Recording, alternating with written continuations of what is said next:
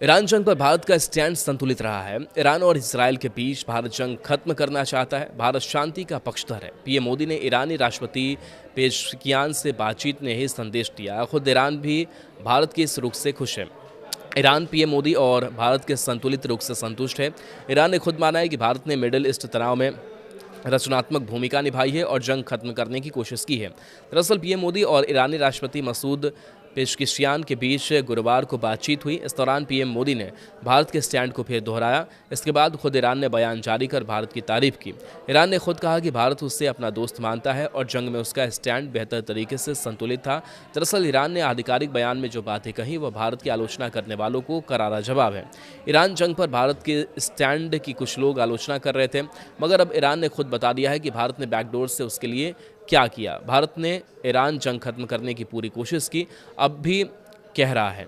भारत ने रचनात्मक भूमिका निभाई है। ईरान के बयान की एक एक बात में भारत की ग्लोबल धमक की छाप दिखती है। ईरान अमेरिका तनाव पर पीएम मोदी और ईरानी राष्ट्रपति पेशकिशियान के बीच गुरुवार की रात को फोन पर बातचीत हुई। इस दौरान ईरान ने कहा कि भारत ने संतुलित भूमिका निभाई और भारत ने कहा कि ईरान दोस्त है। ईरान के राष्ट्रपति मसूद पेशकिशियान ने फोन पर हुई बातचीत में प्रधानमंत्री नरेंद्र मोदी को बताया कि भारत ने अंतर्राष्ट्रीय मंचों पर संतुलित और रचनात्मक भूमिका निभाई है और तनाव कम करने की कोशिश की।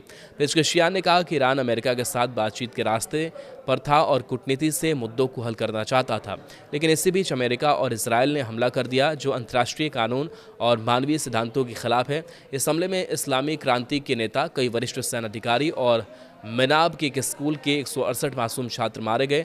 पेशकिशियान ने कहा कि ईरान ने युद्ध शुरू नहीं किया है और इसे आगे बढ़ाना भी नहीं चाहता, लेकिन आत्मरक्षा के अपने अधिकार के तहत ईरान ने उन देशों में मौजूद अमेरिकी ठिकानों को निशाना बनाया जहां से हमले हुए थे। उन्होंने इसराइल द्वारा निर्दोष लोगों की हत्या की कड़ी निंदा करते हुए इसे राज्य प्रायोजित आतंकवाद बताया। साथ ही कहा कि ईरान क्षेत्र में अस्थिरता नहीं चाहता। हालिया हमलों में बुनियादी ढांचे को नुकसान पहुंचने के बावजूद ईरान भारत और अन्य मित्र देशों के साथ ब्रिक्स और शंघाई सहयोग संगठन जैसे मंचों के जरिए सहयोग बढ़ाने के लिए प्रतिबद्ध है।